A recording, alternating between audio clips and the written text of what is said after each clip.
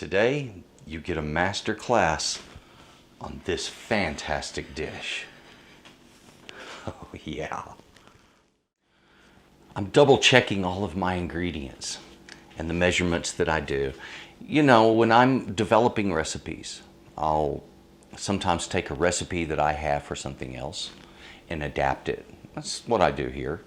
And that's one of the things that I have taught in season 4 was adapting recipes in ways that make them work for you. Okay, in other words, taking this recipe and making that with it. So we like to do that in cooking. Now, what I'll do often is change a recipe to suit the moment. So I've taken a French recipe. The French recipe I'm talking about is called a brioche. Now, this brioche bread is basically a butter bread, and it's an enriched butter bread. It's got egg in there. It's delicious. It has a great texture, and it really lends itself to this dish. So what we're going to do is we're going to take that delicious recipe, we're going to bump up the sugar on it a little bit, make it a little bit sweeter, a little more lively, and we're going to come up with a fantastic cinnamon rolls recipe. This is the way I develop recipes, folks, the way I've been doing it for years. And so what I have here is I have this brioche that we've adapted. I've got the filling that I'm going to do for you, which is a really rich tasting filling. And we're going to keep the ingredients simple. However, I do want to mention, within the ingredients I have over here, there are no nuts, there's no berries, there's no raisins or anything like that. If you decide you want something like that in your cinnamon rolls, feel free to add it. Feel free to add a cup of chopped nuts, your choice. Feel free to add a cup of raisins or a cup of cranberries or whatever suits you, okay? Grab something that really peps this up and then turn this recipe into yours, like we did in season 4 with many recipes. So here, we're gonna take a fantastic base recipe, bump it up a little bit, turn it into cinnamon rolls, and make it delicious. Let's get busy. We'll talk about these ingredients first. Come on. The ingredients that we're using today, simple enough. This is a fantastic, easy to do recipe, and we're gonna start right up here with our butter. We're gonna be using some unsalted butter in this, also some yeast, sugar, and salt, along with half and half, eggs, you heard me, half and half, and flour. Now, I'm just using an all-purpose flour. If you want, you can use a bread flour for this also. The butter over there, we have another stick of butter. We're going to be using that in the filling, and that's going to go with our brown sugar, and cinnamon that we have on the side. Folks, this is fun. It's really fun to make. It's easy, and well, I think once you're into it, you're going to be making this recipe more than once. I have just heated this in the microwave, and my temperature is about 106. It's dropped from 107. It's just right for doing yeast, okay? And we do this on purpose. We warm up that milk, and that way we can kind of wake up the yeast, get it active, and get it hungry and feeding on something. So I'm going to put the sugar and the yeast in this in the bowl. Give them about a minute until it starts to froth, and then I'm going to start adding in my flour, eggs, salt. Now, once I have formed a good dough and I have gluten that is starting to come together for us, that's when we're going to start working in the butter. But you have to work on gluten formation first. That's important when it comes to bread making. This is going to do that for us. Anytime, and this is something you need to know, gluten is a combination of 2 other proteins that are in this flour. When those 2 proteins combine, they make gluten, and they combine when they come in contact with something that's wet, like water, or in this case, milk, which has water in it, or half and half, or whatever. Okay, so that's the thing, that's activating those gluten strands, and we need that structure before we add in our butter. Let's get on with this.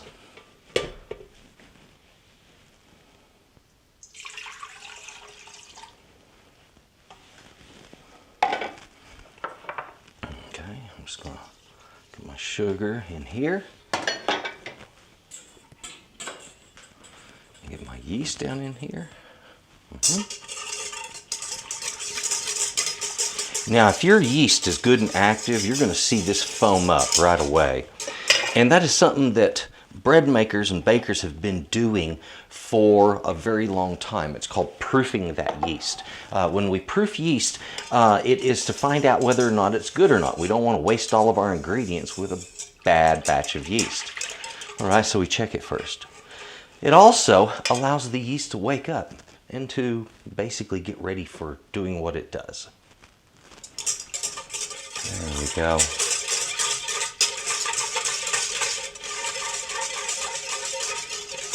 All right, now making sure I get that sugar stirred in real well, and that's going to provide some food for the yeast in the beginning.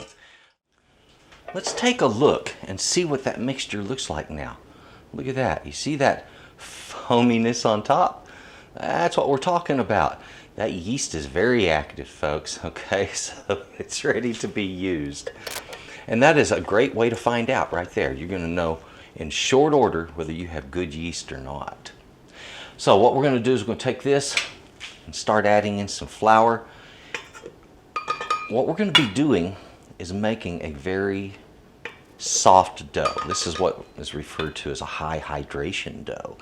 And a high hydration dough is kind of neat because it gives you an interesting effect in the rise. You get a lot of large air pockets in the dough itself. Now this dough though is a very good dough for kind of controlling that in a way. And so the air pockets will be large but not enormous. Salt in there.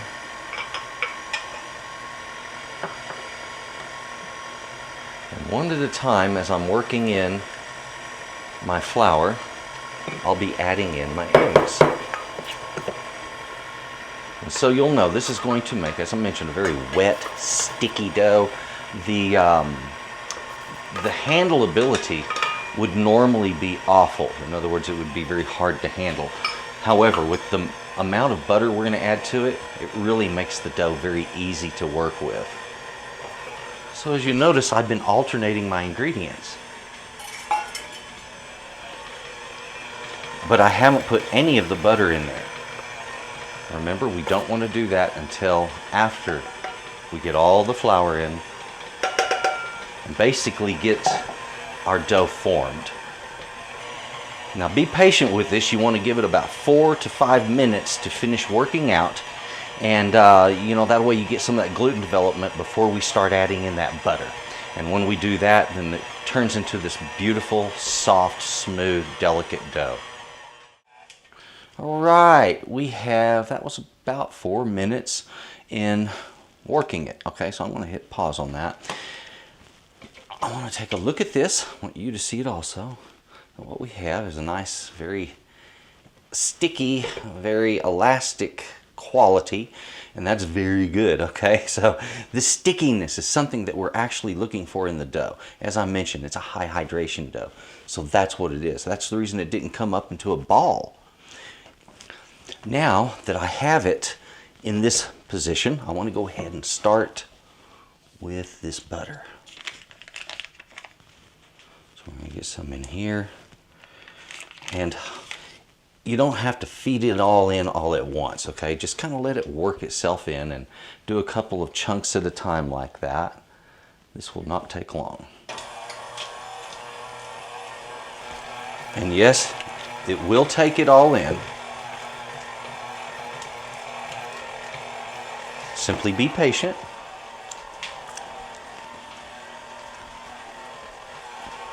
Now what we're going to do, I'm going to restart this so we get some idea of how long this takes. 125 and counting. Okay, we'll just give it some time. It'll come together in a bit. Well, here we are, right at the end of this. It has been, so you'll know, it's been kneading now for about 8 minutes and 30 seconds, a little over. And we have something that's looking nice, really nice. So you see how this is now pulling away from that dough hook, where before, earlier, it was just way too stuck to it. Now, that quality right there will improve after the first rise. And yes, you heard me, I said first rise. This is about developing the quality of the bread that's going to be used to make this wonderful, wonderful treat. We're going to be making these cinnamon rolls, and we want our bread to be as fantastic as the cinnamon and the sugar that adorn it. All right, so there we have it. If you'll notice, that came out fairly clean out of this bowl. It's not perfect, but it's improving. It's going to stick to this. However, as we rise this, it will improve in that quality. In other words, my second rise, it sticks a little bit less, and the third rise is actually once we've made those buns and they're rising up in place before baking. I want this to triple in bulk, which means it's going to be domed out of the bowl, okay? Give it plenty of time, be patient. It'll do its thing. Now, for those that are curious, it's going to be different everywhere you go. I'm going to put a timer on this, but different things are going to affect this. The quality of the yeast you use, how old that yeast is, all right? Your temperature, humidity, altitude, barometric pressure, all of these things affect this right here. It's just normal. That's a part of baking. Okay, so we have started the count up, and we'll see how long it takes to get the right effect.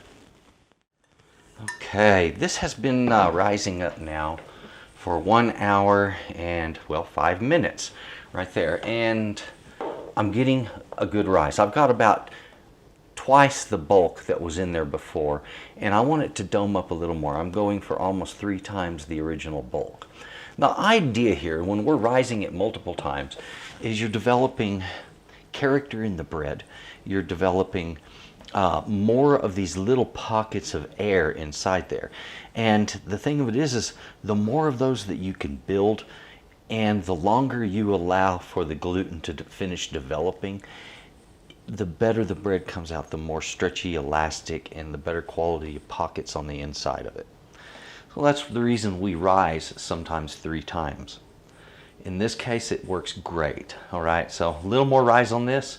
As soon as it's domed up a little more, we'll pull it out, knead it, throw it back in here, and start the second rise. All right, let's take a look. It has been that extra few minutes. It is now 1 hour 15 minutes was the total on our first rise. And folks, this can be different. I mean, I might make this same recipe on a different day and it may rise up in an hour or 45 minutes or whatever. It just depends on a lot of conditions. Today it was 1 hour and 15 minutes. Now, I need to get this out of my bowl on my board. So that's what I'm going to do now.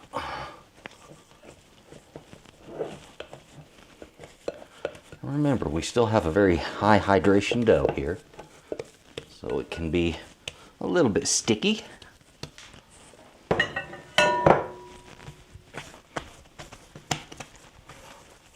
right, now, see how I'm folding that? Push it, fold. Now look at this. Even though this is extremely high hydration, nothing on my hands. That's not sticking to my board, and that's because it's loaded with butterfat, folks. Look at all that. Isn't that nice? Now, I want to take this and just kind of pull it so it kind of gets stretched a little bit taut on the top. And I'm just folding it under here. That's all I'm doing. And that way it gets kind of smooth on the outside there. So I'm going to go right back into my bowl. We're going to give this a second rise. Now, believe it or not, these rises do make a big difference in the quality of the end product. They make it so much lighter, softer. It is really a big difference. Now, enjoy it. My second rise is finished. We are now at 48 minutes. So you can see this has risen up 25 minutes faster than the first one, and that just means that things are working better. It's exactly the reason, one of the reasons that we do those extra rises. The bottom of this looks really good. It is exactly what I'm wanting my dough to be. All I have to do now is to turn this out. So I want to again use my spatula to free it up from that glass bowl. And once I have it on the board, we're going to shape it into something of a rectangle, as much as I can get. So what we're going to have is some fairly tall rolls, because I'm not going to roll it this way, I'm rolling it this way, and they're going to give me some fairly high cinnamon rolls. Okay, now that we have this all pushed out where we really need it, let's go ahead and get butter down on this. We'll turn our attention right over to the side in a moment to get what we need in the way of our cinnamon topping. Let's go ahead and get our sugars combined. That brown sugar usually a little bit moist and it'll clump on you a little bit, so don't worry about that. Just go ahead and get it worked in. And I'm just using the tines of my whisk straight down in this, and that allows me to just kind of break up any lumps. Alright, now just also gently work your cinnamon and sugar mixture over the top. So this is as simple, simple, right? We're going to roll this guy up just like this. That dough is very tender, very soft. I don't have to squeeze it together, just roll gently, tucking it under as we go.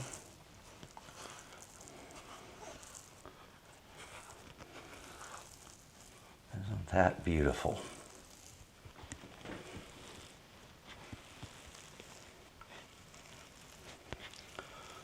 All right, there we go. I think we are going to end up with some absolutely fantastic cinnamon rolls there. So what I need to do is to cut this, and I want to fit it into a rectangle pan. That means I'm going to need 12 pieces, so I have to cut this just the right way. Now we've made our cylinder, I need to divide it in half, and I need a really sharp knife, okay? Gently, don't push down with this. It's not what we're looking to do. Now, this is where I need to divide into thirds roughly.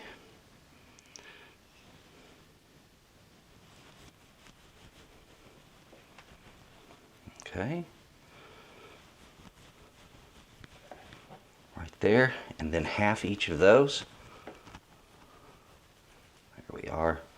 And that is our cinnamon rolls. Now these are going to be delicate. You're going to have to handle them with utmost care.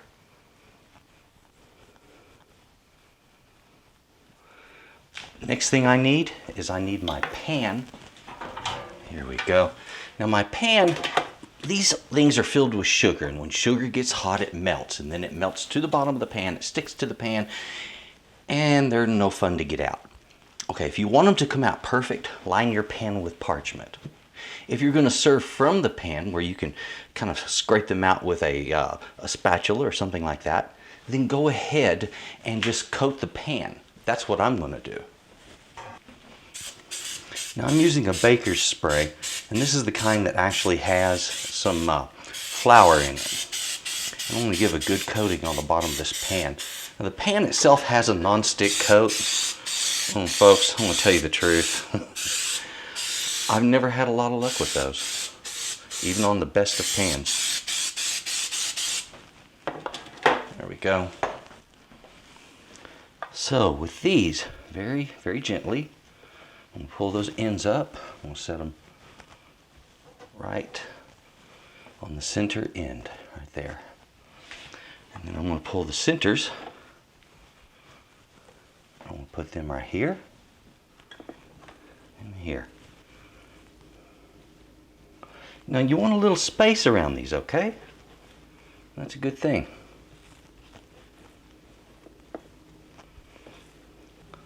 Now what I need to do is wait for these to fill this pan. We're going to rise it again. That's right, all over again. They're going to puff up, get all lovely and beautiful. That's going to be, what, another 40 minutes, I guess? It'll depend on these, all right?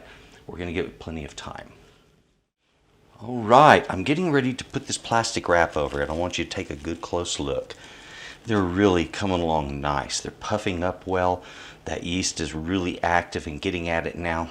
We're going to end up with some fantastic cinnamon rolls. I'm going to cover this up very lightly, gently. Just kind of let it drape over it. It doesn't have to be tight. Next thing, this right here, start. We're going to give a count up again. We're going to see what it looks like after they're finished rising, and we're going to know exactly how long it takes. Okay, I'm pulling this off. You can see now, beautiful, how these have risen up. They've pushed into each other. They have literally filled this pan. Look at that.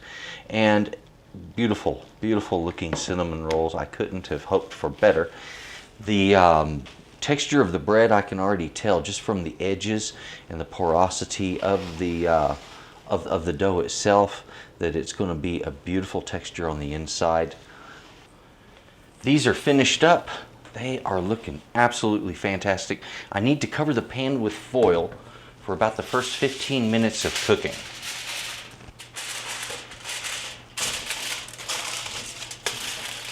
Okay, doesn't have to be super tight, but what we're trying to do is trap a little moisture in there.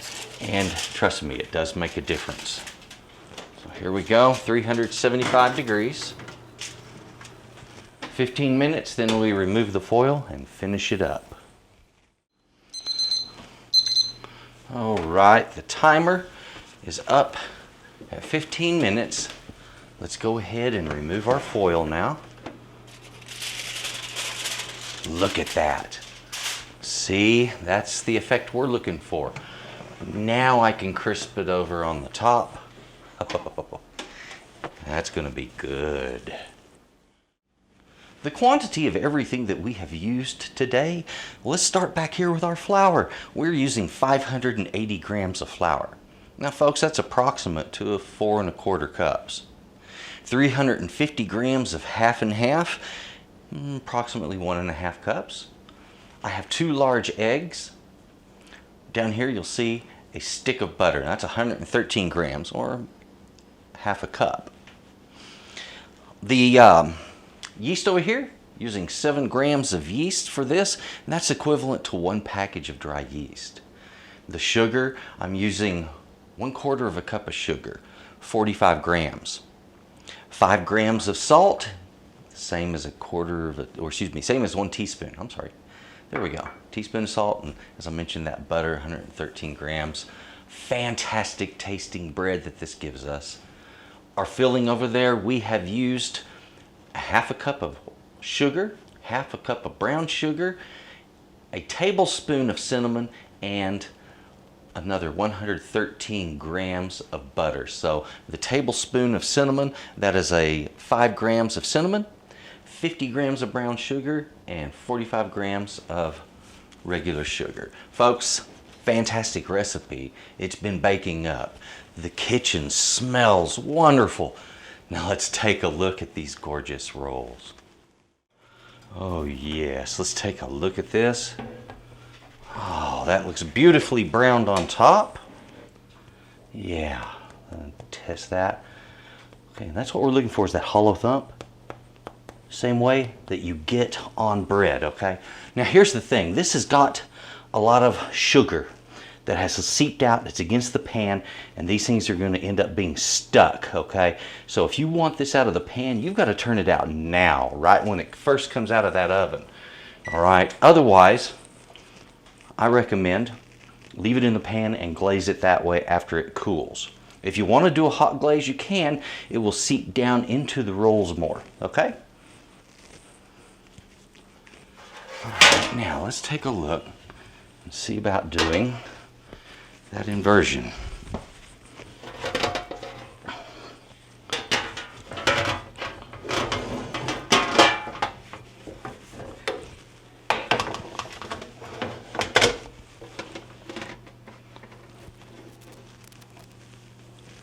All right, there they are. Now we want to do that once more.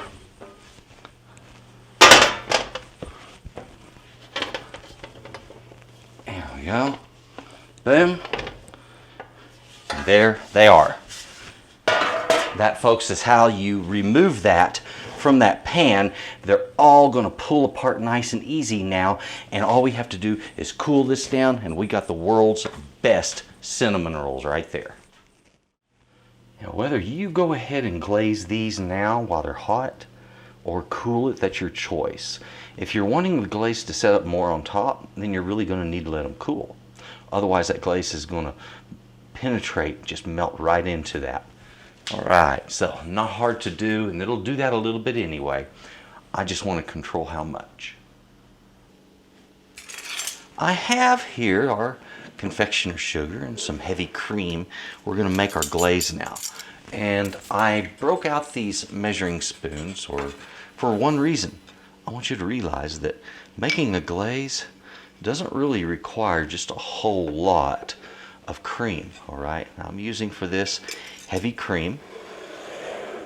Now, simple enough, what we have here, this thick mixture, if I wanted to spread this with a spatula or with a knife, then it would be just right, okay? I want it just slightly thinner than where it is now. Look at that. Isn't that magnificent? Okay. Now, we have all been waiting for this part right here. And the neat thing about this part is it just sort of signals the next part, which is enjoying them, right? Okay, it's as simple as that. Look at that. Isn't that beautiful? All right, let's see here. Get some of these pulled out.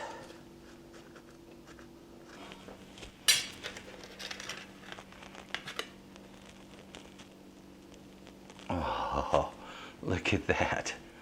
Isn't that magnificent? That's what I'm talking about. Some beautiful, real cinnamon rolls.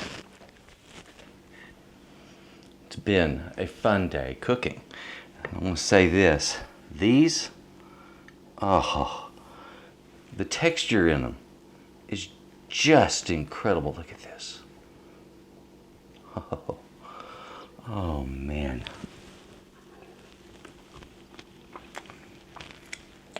Oh yeah. This is just incredible. Delicious.